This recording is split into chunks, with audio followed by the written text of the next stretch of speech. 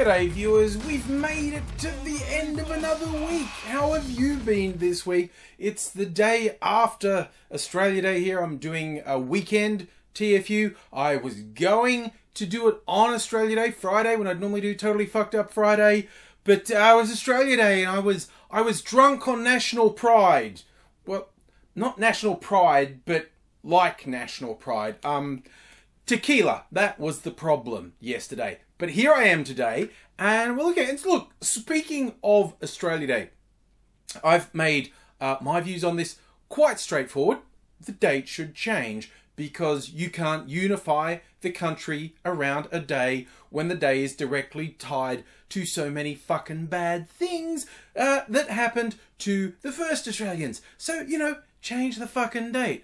But some absolutely weird shit I saw. One is the state opposition leader in the state where I live, Victoria, Matthew Guy, who is getting increasingly desperate as we get closer to the next state election, because I don't think they really factored in how successful the Labor Premier would be, and they've been increasingly desperate to find things to campaign against him on, because everything he said he'd do is like he's doing, and it's proving to be popular, and so they can't really argue against popular things. So they've gone racism. They've gone, let's do a desperate pitch to the extreme right, really, really conservative people and outright racist people, and they decided to really up the jingoism around Australia Day, and Matthew Guy said he would sack local councils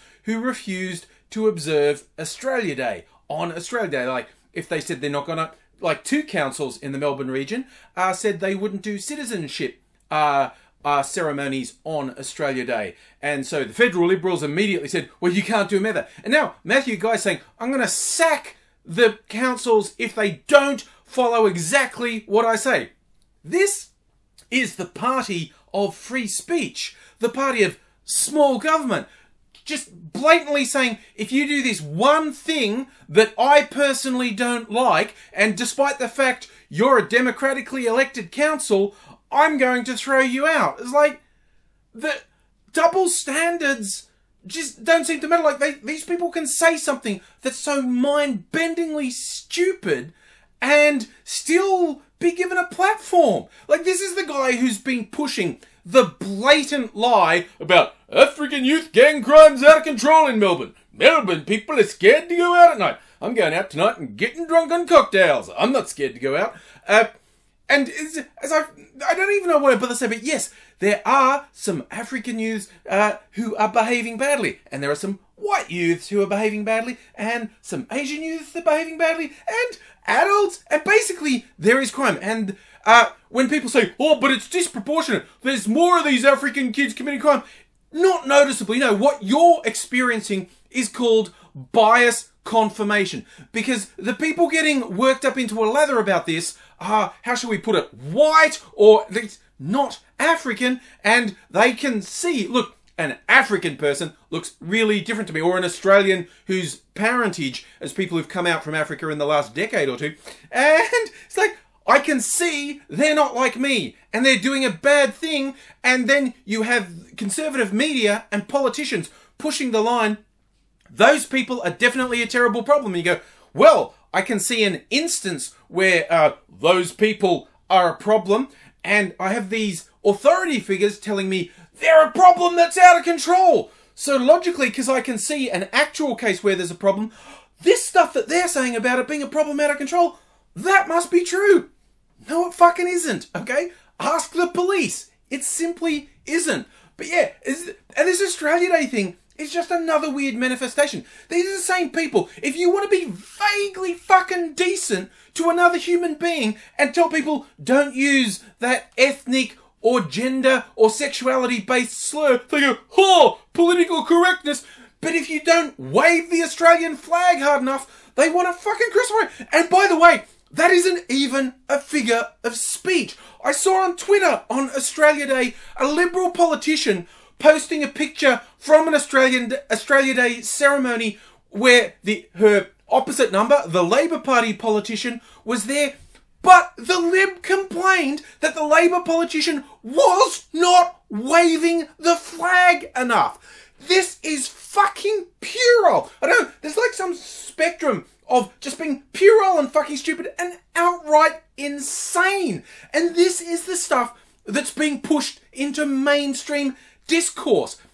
Blatant racism, ridiculous, out of control jingoism. And so if they push the mainstream further, it's just like, oh, now I've got to be a centrist and say, look, well, okay, those people are saying throw everyone who's not white out of the country, and these people are saying let's be vaguely decent. Rather than sticking with be vaguely decent, I think I need to be between the extreme right Hitler lovers over here and the people saying, can we just be vaguely decent?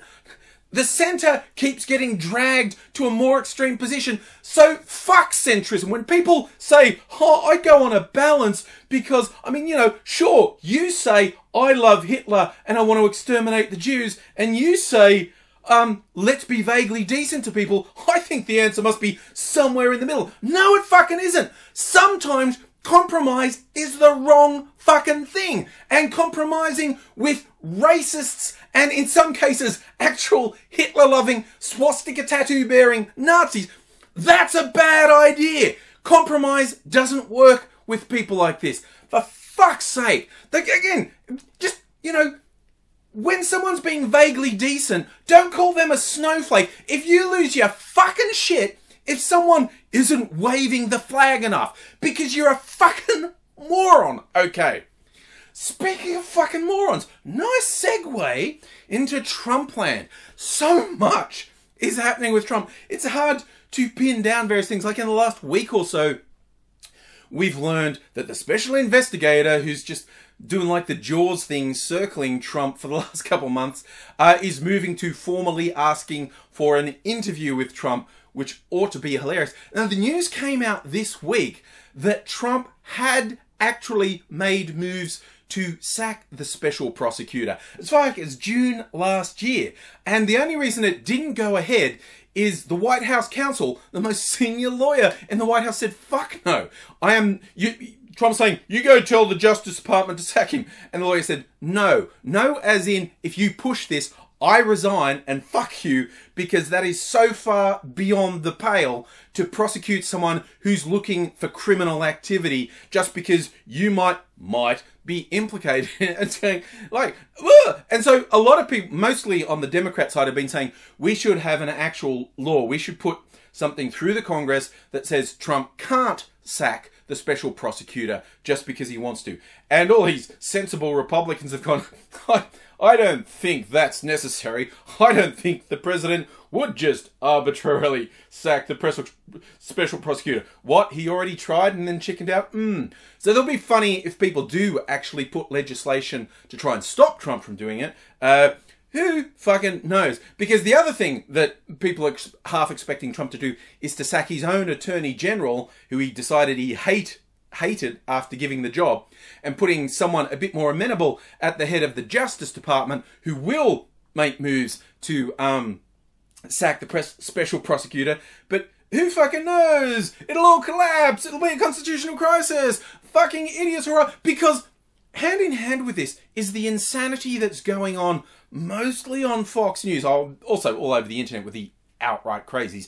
But Fox News are more or less mainstream, and they are spouting the most deranged conspiracies. They've locked onto this phrase, the deep state. Ooh, it's these shadowy people in the public service, basically. People who work not for one administration, but they make a career of working for the public. They're the deep state. They're undermining Trump. Ooh, the notoriously left-wing FBI and CIA are plotting against Trump. It's like the level of detachment from reality required to say these things is astonishing. But they're pushing it, and this is like I was saying about pushing absolutely deranged shit drags the centre and common sense further towards the crazy. This is why when you're on the other side, it's like a tug of war. You got to dig your heels in and be the anchor and go, no, I'm not actually going any further in that direction, because that makes no sense at all. I don't need to accommodate it at all. I don't need a dialogue with someone promoting absolutely absurd conspiracy theories. And they jump on individual words like the 2 FBI agents who got dropped from the investigation team because they dared to say something in private conversation that said, Trump would be a shit president. That's called objective reality. But anyway, they got dropped. But now someone's saying, oh look, there's a text message between them where they referred to being in a secret society, which is actually what's known as a fucking joke, you shit-headed fucking moron. But they ran with it. Oh no, they've admitted they're in a secret society. Like, why are these people given oxygen? I mean that both figuratively and literally. Like, why are they given space to go on air, and why haven't we, like, put a plastic bag over their head and tied it around with tape? Now, I say that joking, but these people advocate, and by these people, I mean the fucking president, advocate for violence against their enemies. Like, Trump got booed. He was at Davos for the World Economic Forum this week saying, hey, America, I'm getting rid of all the regulations. Bring your business there and fuck the country up. I don't care so long as I get a cut. And that's all going swimmingly till he does his stupid fake news buzzword, which he's repeated so often he's in an echo chamber. I don't think he realises anyone outside his little circle is offended by that. The fact that reporting negatively on him when it's the truth is called fake news. And you see surveys that show a disturbing number of Republicans think it's legitimate to say fake news for stories they know are true, but just paint Trump in a negative way. They still think it's fair to say that, even when they know the story is factually correct. This shit is dangerous. It's really disturbing that this is literally the fascist totalitarian textbook. This is the sort of stuff that you get quotes from Hitler's propaganda minister Goebbels saying these exact things. Call the press the enemy of the people. Your political opponents are not honourable people with whom you disagree. They are an enemy of the people. Whip the mob up in tape. Like, people look at history and go, how did a basically functioning democracy like Germany fall to the Nazis and get behind the extermination of millions of civilians? You go, how can it happen? And then you look at America and go, oh, I'm seeing a pattern here. Demagogues do extreme shit and undermine faith in basic things. The concept of truth and independent media. The fucking law enforcement and judiciary. It's really quite disturbing to see it happening on the scale it's happening now. But it's happening, and I have no idea if there are any breaks. Hey, maybe the special prosecutor will put brakes on Trump, or maybe he's fed people conspiracies so much that when it's proven beyond a doubt he's a fucking criminal who betrayed America to get money from Russia, that they'll just say, oh no, it's just another conspiracy. You're taking our guy away. Revolution, let's start shooting people we don't like. There's already been someone threatening to attack the CNN headquarters when the inevitable violent attack on, an independent media happens. There will be a straight line from that to Trump. Trump will be the instigator of that, and people aren't fucking taking this seriously enough.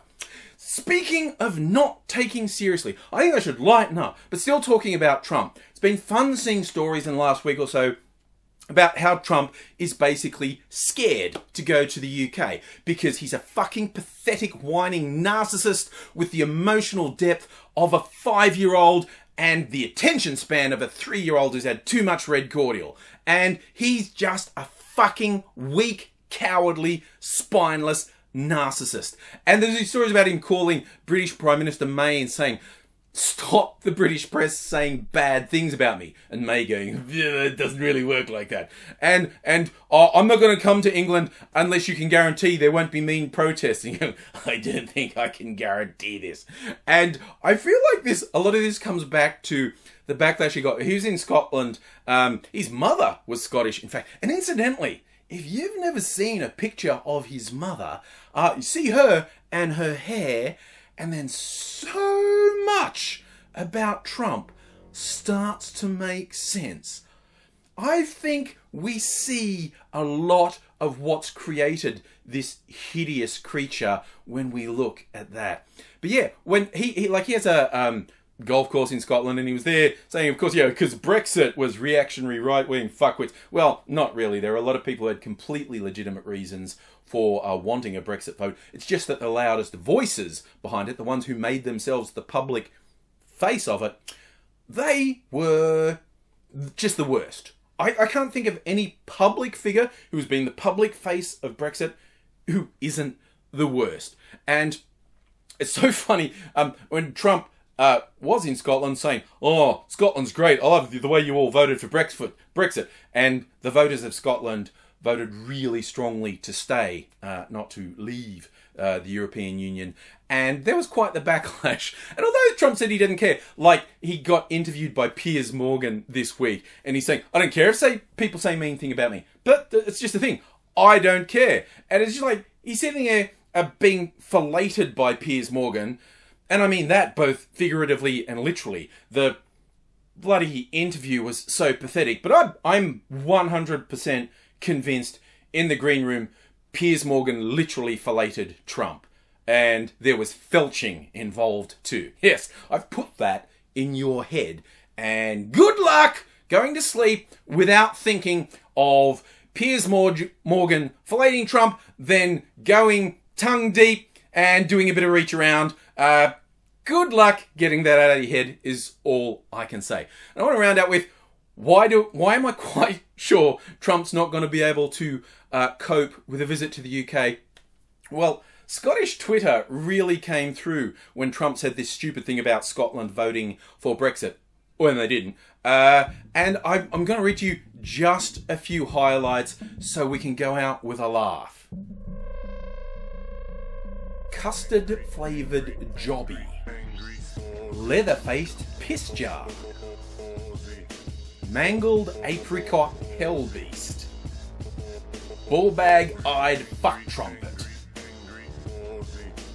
Knuckle-brained fart lozenge. Utter cockwomble. Degenerate corned beef-faced syrup-wearing wank stain. Rug-wearing thunder nugget. Rotten orange fuck nugget. Onion-eyed flapdragon. Cock-juggling thunder cunt. Witless fucking cocksplat. Gerbil-headed, wood-stained, haunted spunk trumpet.